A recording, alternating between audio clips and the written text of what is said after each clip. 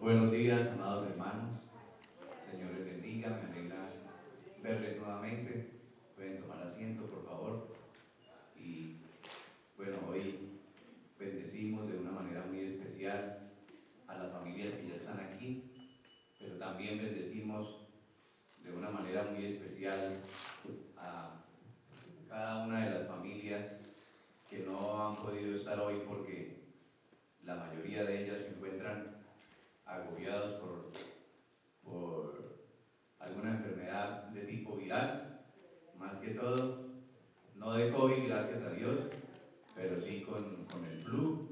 Entonces, por seguridad, ya varios de ellos me han manifestado que por esa razón no están hoy acá con nosotros, pero desde aquí nuestra oración y nuestra bendición para ellos y también para cada una de las personas que siempre nos hacen el favor de seguirnos a través de la plataforma de Facebook. Les decimos en el nombre de Cristo Jesús. Amados hermanos, vamos a continuar con nuestra serie de el libro de Génesis y el tema de esta mañana lo he titulado bajo una pregunta: ¿el mal procede de Dios o de los hombres? Y es interesante esta pregunta. Y yo sé que en algún momento de nuestra vida, toda persona, cristiano o no cristiano, se ha formulado este tipo de preguntas. A lo mejor no textualmente como lo he titulado, pero sí de alguna manera se han preguntado ¿de dónde procede el mal? Si el mal procede de Dios o de los hombres. Por lo menos, hermanos, la mayoría de nosotros sabemos que Dios es soberano y que su divina providencia es la que sostiene el universo y sostiene a cada una de las criaturas que Él, valga la redundancia, que Él creó. Y que nada, absolutamente nada, pasa, escuchen bien, sin la voluntad soberana del Señor. Nada pasa sin que la voluntad soberana del Señor lo permita. Así que surgen por lo menos un par de preguntas. ¿Cuál es la relación de Dios y el mal en el mundo? ¿Cuál es la relación entre Dios y el mal en el mundo? ¿Causa Dios las acciones malas que cometen los seres humanos? ¿Es Dios el causante de esas acciones malas que cometen los seres humanos? Hermanos, para tratar de responderles dentro de esta parte introductoria, en ninguna parte de la Biblia podemos encontrar que se diga que Dios causa el mal o que Dios es el causante del sufrimiento, o en ninguna parte de la Biblia se nos dice que Dios es el causante del dolor. Sin embargo, escuchen bien, las acciones malas suceden por las decisiones voluntarias de las criaturas mortales. En otras palabras, Dios permite que eventos malos sucedan como parte del propósito que Dios tiene para la humanidad. Si decimos que Dios es soberano y decimos que las acciones malas no están bajo su control, entonces eso sería una contradicción, porque Dios es soberano, Él es omnipotente, Él es todopoderoso, así que nada escapa a sus manos, pero la responsabilidad es completamente de cada persona. Hermanos, nada de esto que sucede como acciones malas es responsabilidad del Señor.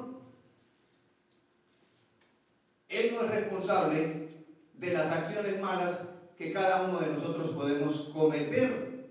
Tampoco la Biblia nos dice que Dios se complace con la maldad, porque sería una contradicción.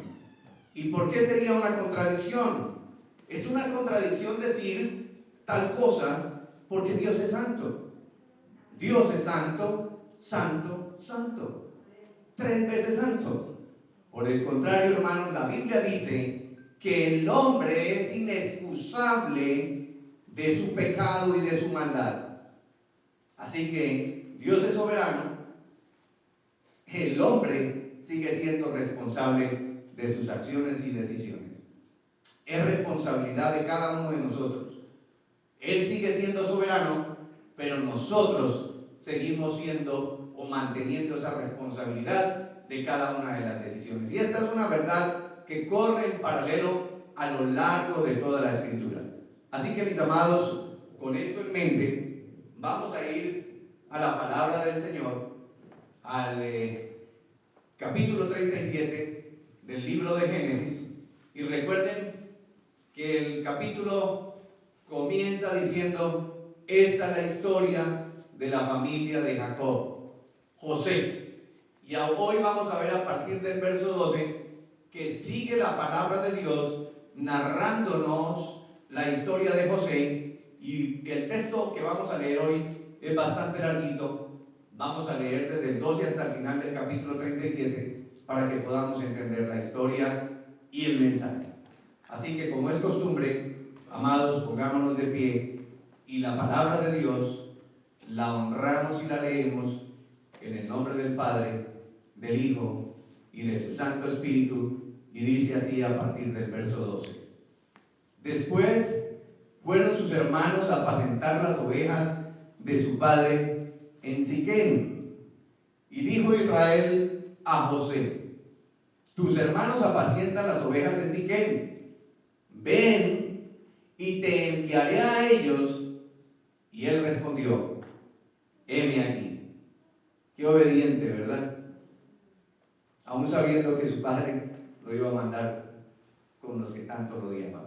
Verso 14 dice: e Israel le dijo: ve ahora, mira cómo están tus hermanos y cómo están las ovejas, y tráeme la respuesta. Y lo envió del valle de Hebrón y llegó a Siquem.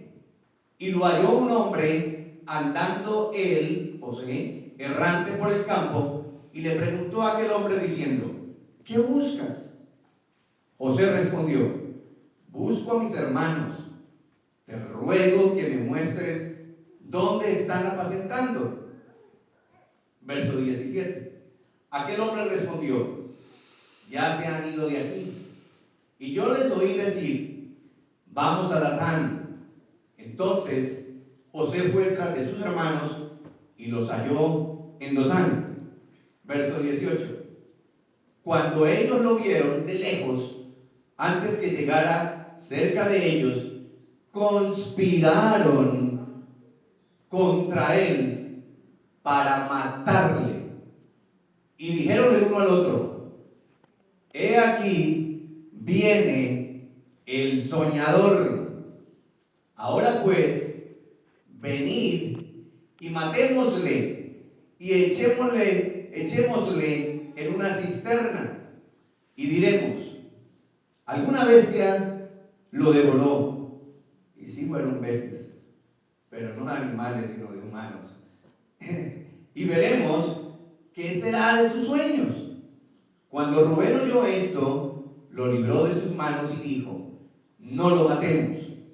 Y le dijo Rubén: no derramaréis sangre, echadlo en esta cisterna que está en el desierto, y no pongáis manos en él, por librarlo así de sus manos, para hacerlo volver a su padre. Sucedió, verso 23, sucedió que cuando llegó José a sus hermanos, ellos quitaron a José su túnica, la túnica de colores que tenía sobre sí, y le tomaron y le echaron en la cisterna. Pero la cisterna estaba vacía, no había en ella agua. Y se sentaron a comer pan. Y alzando los ojos miraron, y aquí una compañía de ismaelitas que venía de Galaad, y sus camellos traían aromas, bálsamo y mirra, e iban a llevarlo a Egipto.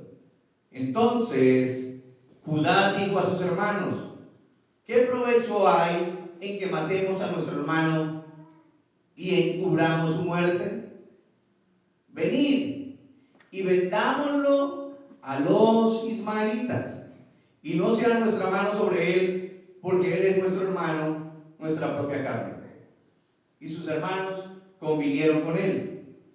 Y cuando pasaban los madianitas mercaderes, sacaron ellos a José de la cisterna y le trajeron arriba y le vendieron a los ismaelitas por 20 piezas de plata.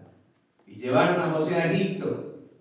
Después, Rubén volvió a la cisterna y no halló a José adentro, y se rasgó los vestidos, y volvió a sus hermanos y dijo: el joven no aparece, y yo, ¿a dónde iré?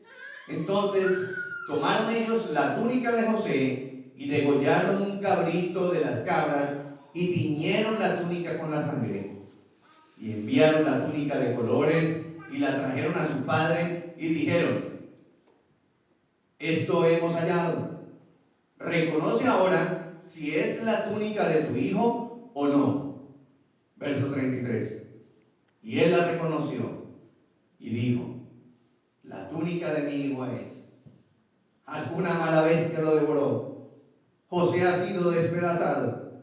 Entonces Jacob rasgó sus vestidos y puso cilicio sobre sus lomos y guardó luto por su hijo muchos días.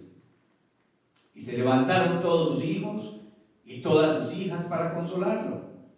Mas él no quiso recibir consuelo y dijo: descenderé enlutado a mi hijo hasta el Seol. Y lo lloró su padre. Verso 36, aquí termina el capítulo.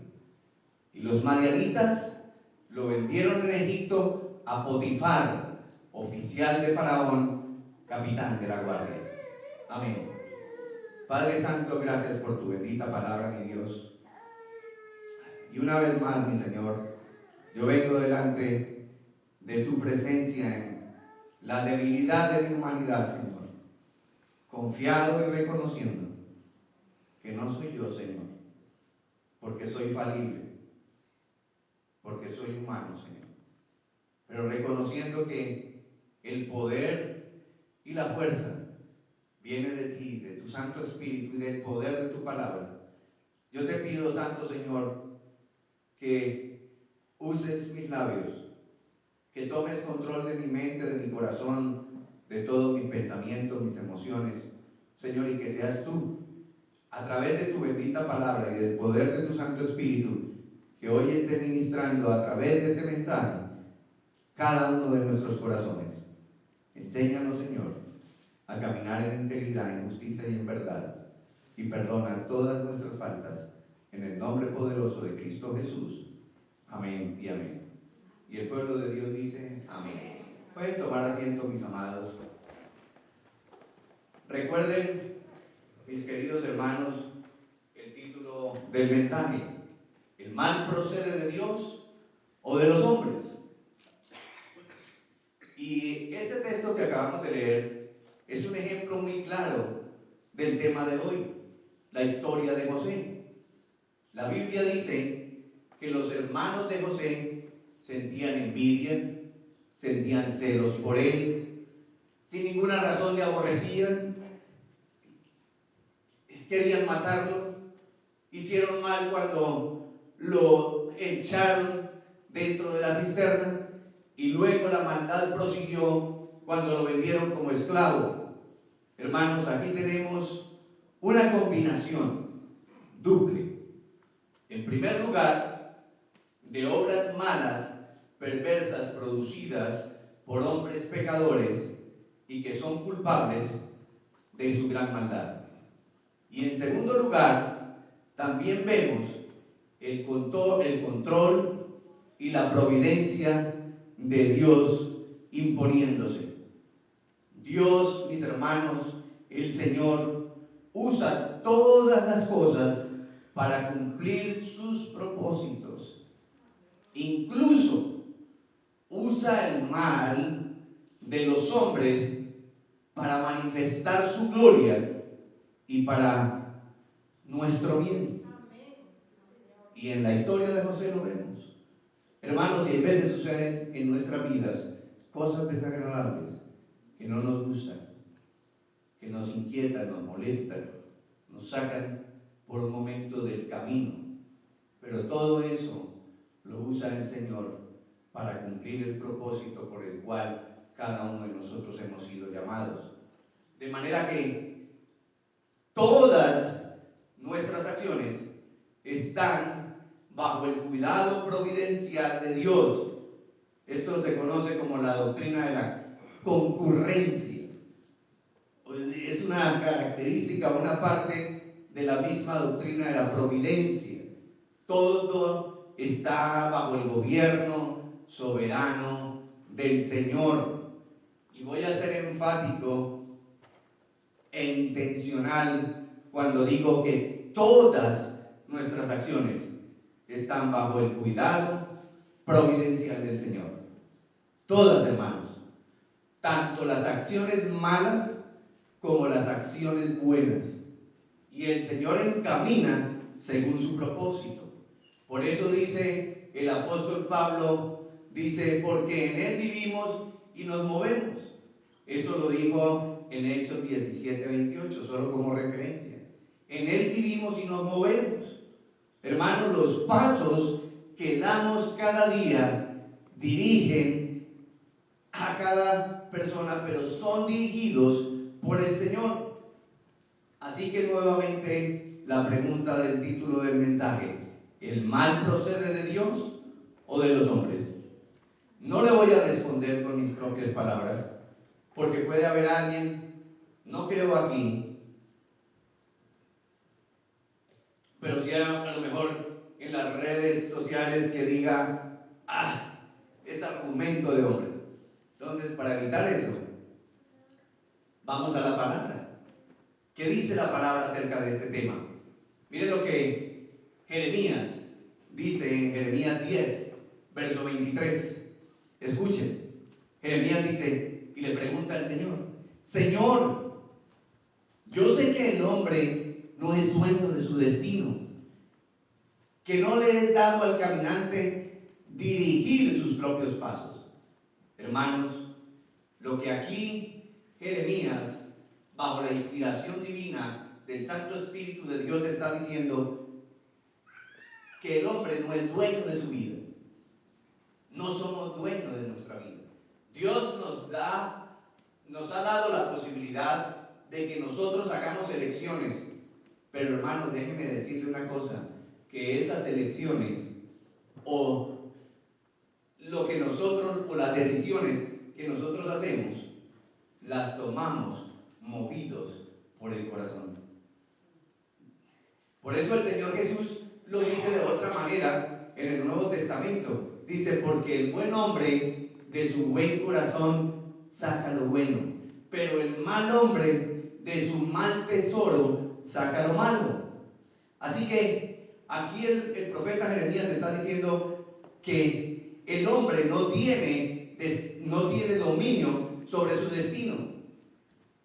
A pesar de que los hermanos de José estaban haciendo acciones malignas, pecaminosas y abominables contra su propio hermano, ellos no tenían dominio y control soberano sobre esas malas acciones.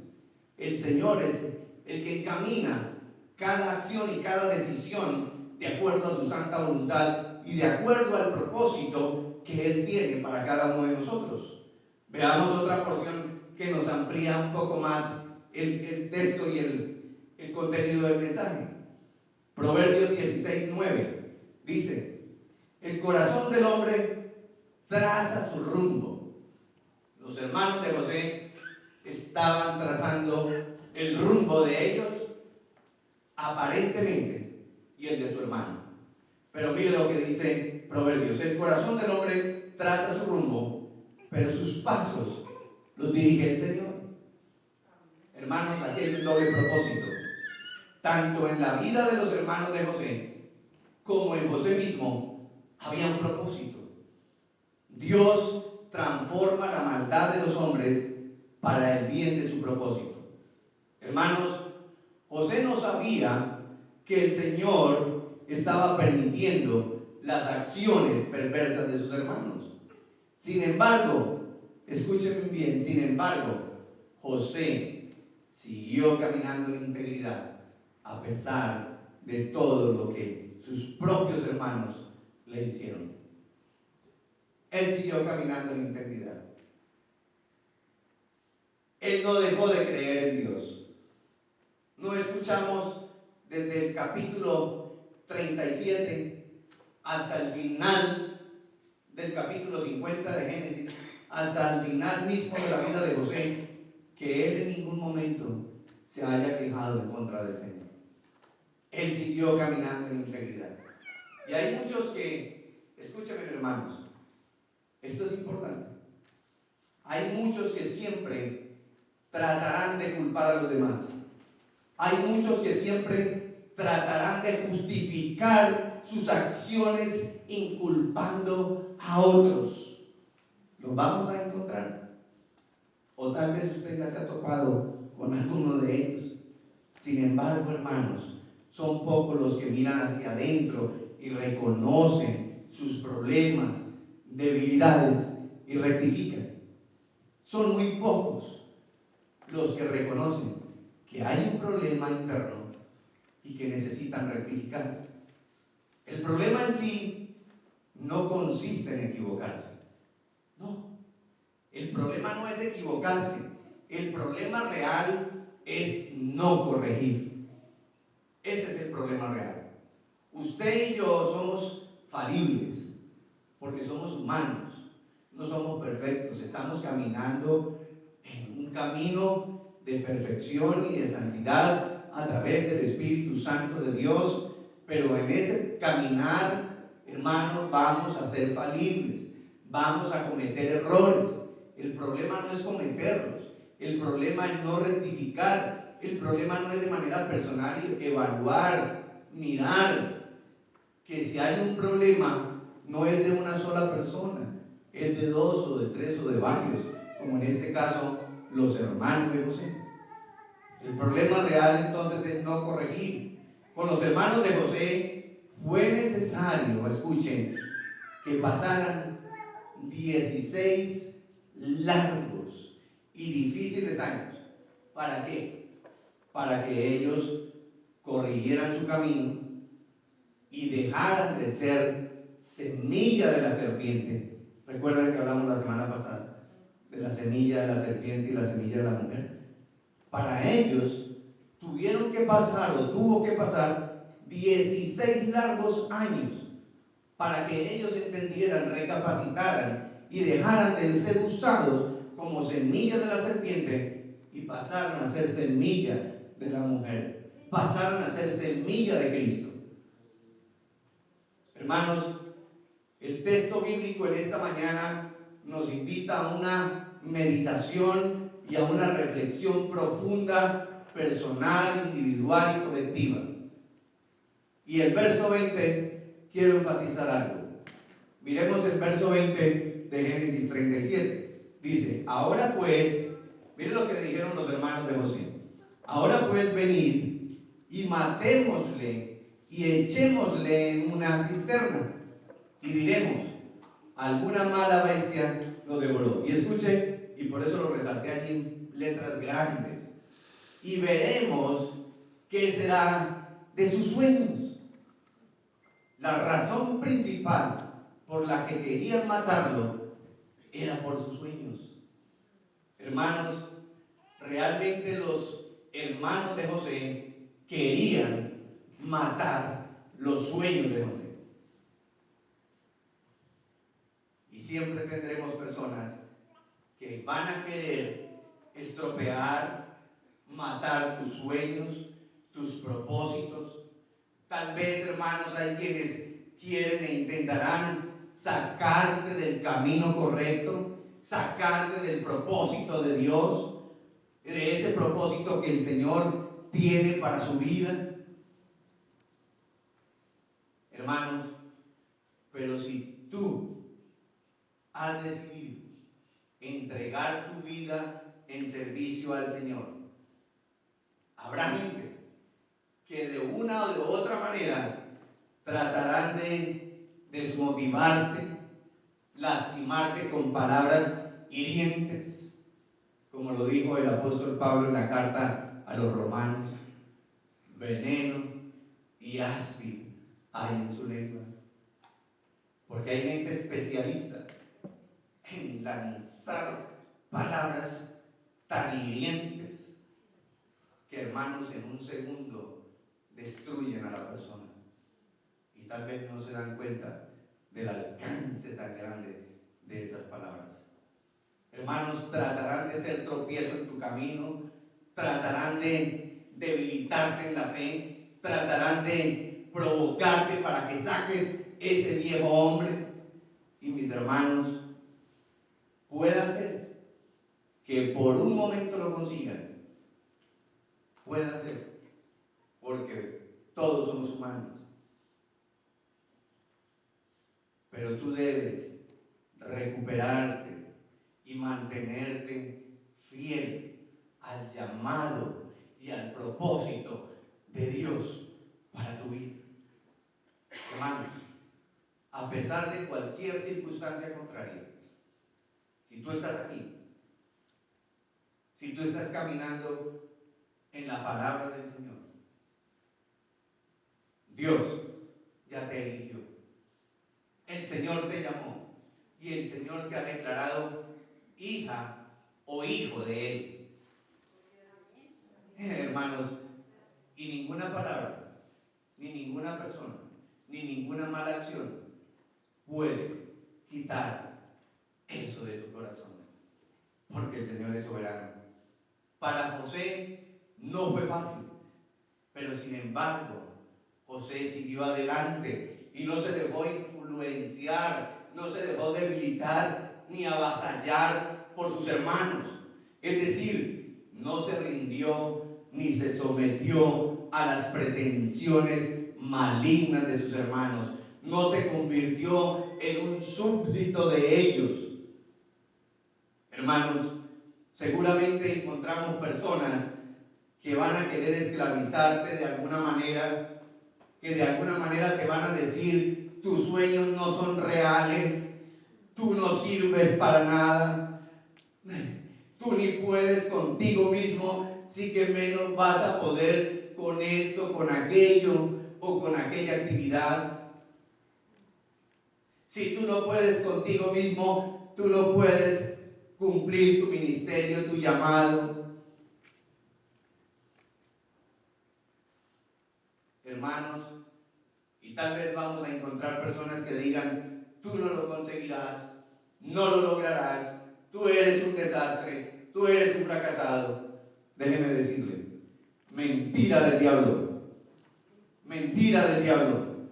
Hermano, esa es la simiente de la serpiente, la semilla de la serpiente, que como en los casos de los hermanos de José, se dejan usar, se dejan manipular por un momento para hacer tropiezo y para dañar a otros. La historia bíblica de hoy representa, hermanos, dos tipos de personas.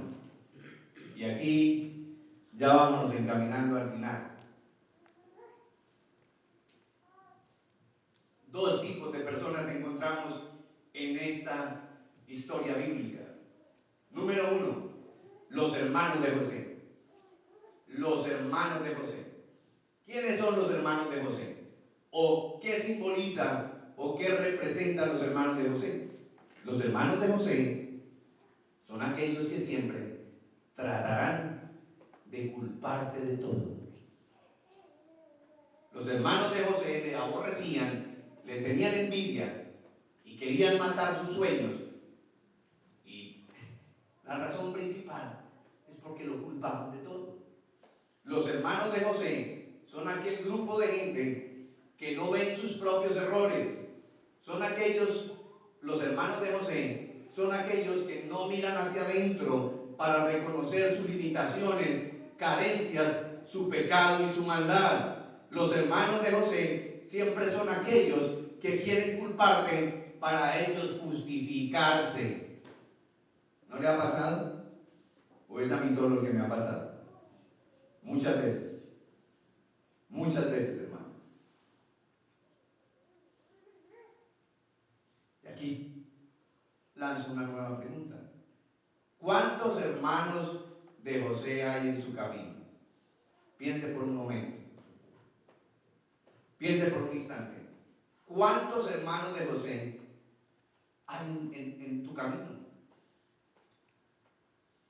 Hay quienes quieren hacerte la vida miserable y verte sufrir y verte agobiado y sin esperanza. Los hermanos de José estaban matando los sueños de José, su hermano. Como no pudieron matarlo por la intervención de Rubén y posteriormente de Judá, lo vendieron como esclavo. Estaban haciendo aparentemente, entre comillas, la vida de José miserable, sin esperanza. Y así, hermanos, este tipo de gente, así como este tipo de gente, de este tipo de hermanos de José, hay muchos que se excusan en los demás, con o sin razón, para no acercarse o para alejarse de Dios.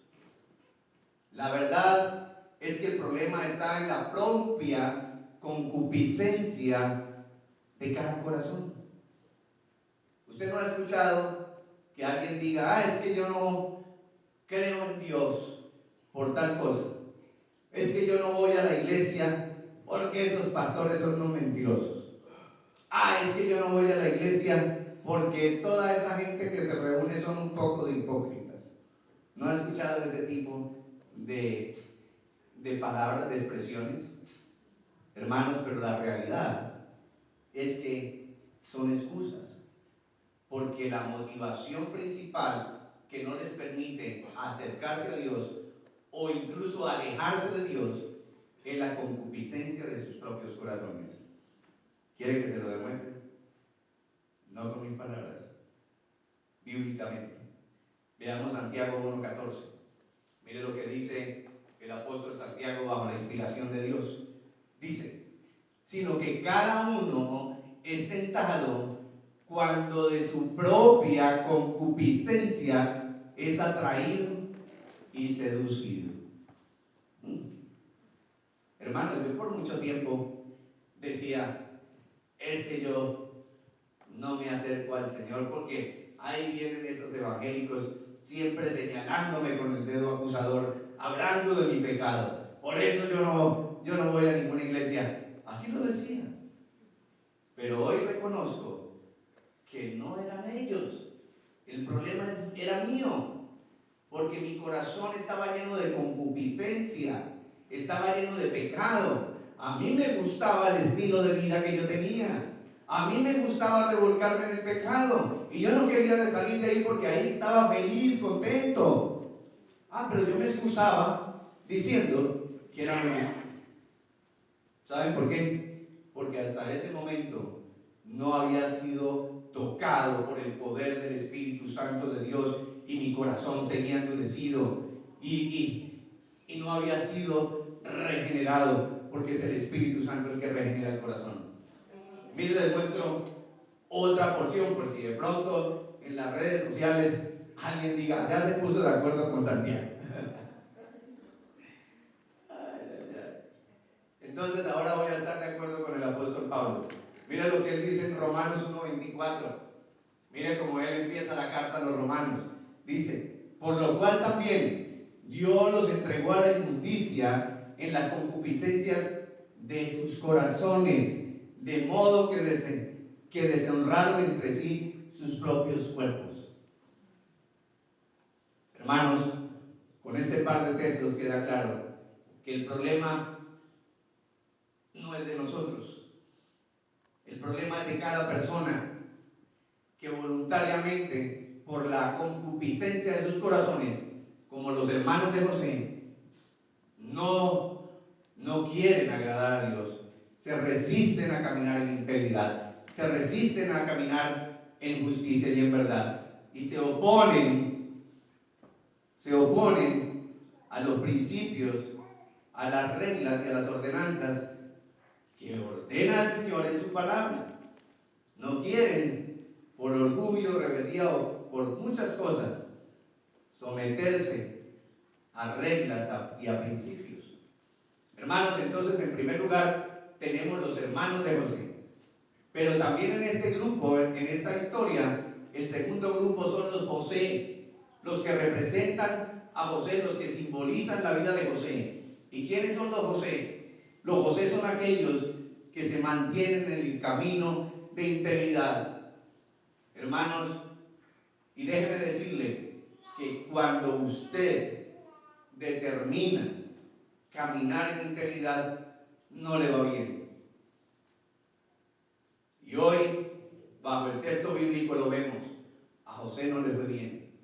Durante 16 largos años, él tuvo que padecer mucho, hasta que el Señor lo puso en el lugar correcto. Los que determinan los José, los que determinan caminar en integridad, al principio no les va bien. Pero Pablo dice, hay una corona que me es reservada y guardada en el cielo. Y por esa corona es que yo lucho y debo caminar y debo continuar en integridad a pesar de. Hermanos, los José son aquellos que sin importar los obstáculos, la oposición, la manera en que tal vez le difamen, sin importar la manera en que le quieran inculpar, sin importar la cantidad de enemigos que le rodeen, los José son aquellos que siguen fieles a sus sueños. ¿Cuántos José hay aquí? A pesar de todo eso, los José son los que siguen fieles a sus sueños. ¿Saben por qué, mis hermanos? Porque se mantienen fieles al llamado y al propósito divino, al glorioso llamado de Dios. ¿Cuántos aquí pertenecen al equipo de José? Dígale al que está a su lado, yo pertenezco al equipo de José. ¿Alguien me quiere decir a mí, yo pertenezco al equipo de José? Yo también pertenezco al equipo de José. Aleluya. Bendito sea el Señor.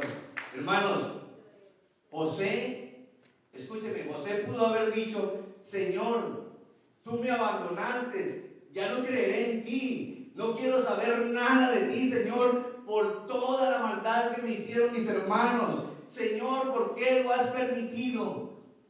Mas José, hermanos, José no abrió su boca. Y en esa parte, los que pertenecemos al equipo de José, nos falta aprender eso, a no abrir nuestra boca. Porque a veces la abrimos cuando nos dejamos llevar por tantas ofensas y por tantas cosas, y ahí cometemos errores. Mas José se mantuvo firme, confiado en el Señor, hermanos. Mis amados hermanos,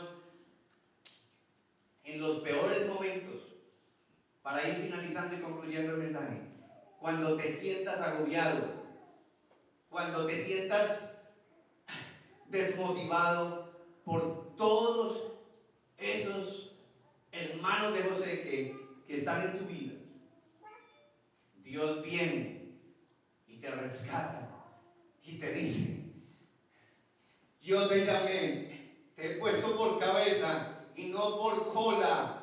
Hermanos, el Señor siempre va a mirar un corazón contrito y humillado, y el Señor es el único que siempre va a conocer la profundidad de tu corazón y del mío, y Él es el que juzga los corazones, porque delante de Él no hay nada oculto, no hay nada oculto, y Él te va a decir, y tú vas a escuchar en tu alma, en tu corazón, en tu mente, que Él te dice que te ha puesto por cabeza y no por cola.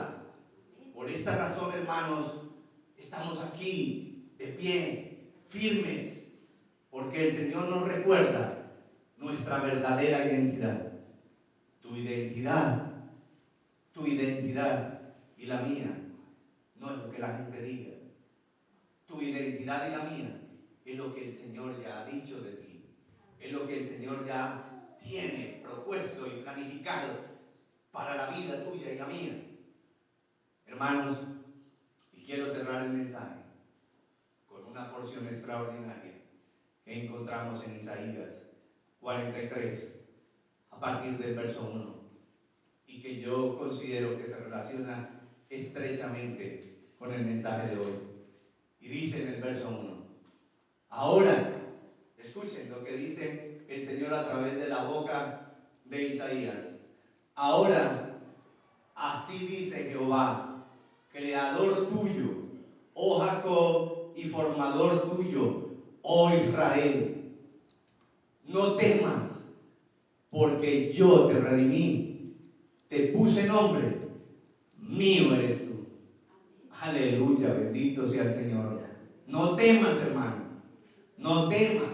A pesar de que en tu vida haya muchos hermanos de José, recuerda que dentro de ti también hay un José y que no tienes que temer, que tienes que seguir caminando firme en integridad, en justicia y en verdad, y que no debes dejar de proclamar la verdad del Evangelio, de proclamar la verdad y discutirla, defenderla, porque es una verdad eterna en la que tú y yo hemos creído, guste o no le guste a la gente. Hermanos, dice la palabra que Él te redimió. La sangre preciosa de nuestro Señor Jesucristo fue derramada en el Calvario por ti y por mí. Y Él es el que nos limpia, nos purifica, nos santifica, y Él es el que ha declarado su justicia a favor de cada uno de nosotros. Y además hoy la palabra nos dice, mío eres tú. Y el apóstol Pablo dijo en Romanos capítulo 8, ¿quién te arrebatará de las manos de Dios? Nadie, hermanos. Verso 2 dice, cuando pases por las aguas, ¿qué dice el Señor? Yo estaré contigo. Y si por los ríos, no te anegarán. Hermanos, podemos sentir a veces que el agua nos llega aquí y que ya nos vamos a ahogar y que ya vamos a perecer. Eso lo podemos experimentar, hermanos, sin importar el nivel espiritual en el que estemos caminando de manera individual, sin importar, hermanos, cuán pegados mantengamos a la palabra. Van a haber circunstancias, van a haber situaciones en nuestra vida que en un momento nos van a sentir que estamos ahogándonos, que ya vamos a morir, que ya vamos a perecer. Pero Dios nos dice en su palabra que no nos ahogaremos. Y además nos dice que cuando pases por el fuego, no te quemarás ni la llama arderá en ti. ¿Saben por qué? Porque Él ya nos redimió y porque nosotros somos de Él. Verso 3 dice, porque yo Jehová, Dios tuyo, el Santo de Israel, soy tu Salvador. Aleluya. A Egipto he dado por tu rescate, a Etiopía y a Seba por ti, porque mis ojos, escuchen lo que dice al final, porque a mis ojos fuiste de gran estima. Hermanos, los hermanos de José no veían así a José. Y van a haber muchos que no te van a ver con los ojos de Dios. Y te van a maltratar. Y te van a decir palabras hirientes. Y te van a ofender. Y te van a inculpar. Y te van a hacer sentir por un momento que tú no vales nada. Que tu vida es miserable. Pero hoy la palabra te dice que el Señor es tu Salvador. Porque Él es el que juzga los corazones. Y dice, porque a mis ojos fuiste de gran estima. Si para las personas no tiene ningún valor, para Dios eres de gran estima. Así que tienes que decirte a tu corazón cuando te sientas así abatido, afligido, oh, Señor, tu palabra me recuerda que yo soy de gran estima delante de tus ojos. Fuiste honorable y yo te amé. Daré pues hombres por ti y naciones por tu vida. ¿Saben qué es eso, mis hermanos? ¿Y qué fue lo que hizo el Señor con José? Eso justamente. A pesar de que él tuvo que padecer durante los últimos 16 años persecución, odio, rabia, mentira, difamación, vendido como esclavo. Le tomó 16 años para que la justicia de Dios se manifestara y él tomara la posición que le correspondía. Pero ¿sabe cuál es la clave? Lo que hemos venido hablando durante las últimas semanas, que él siempre caminó en integridad, que él siempre siguió siendo semilla de la mujer, semilla de Cristo, y nunca abrió su boca para quejarse contra el Señor. Padre Santo, yo te doy gracias en esta preciosa mañana. Gracias, Señor, por darme tu palabra. Gracias, Señor, por alentar nuestros corazones, por fortalecernos en cada momento, Señor. Padre eterno, yo te pido que tu Santo Espíritu siga ministrando nuestros corazones. Y aunque sabemos que pertenecemos al equipo de José, ayúdanos, Señor, para que cada día seamos más imitadores de ti, Señor Jesucristo, que podamos llevar una vida como la de José, una vida que aunque nos estén atacando, aunque nos estén maltratando, aunque nos estén hiriendo, aunque con razón o sin razón estén siendo obstáculos en el camino, Señor, ayúdanos para que tu Santo Espíritu selle nuestra boca, para que no argumentemos, para que no salga palabra contra nadie y para que nuestro corazón se mantenga en integridad, perdonando siempre a todos aquellos, como los hermanos de José, que siempre están a nuestro alrededor. Ayúdanos, Señor, a ser imitadores de Cristo.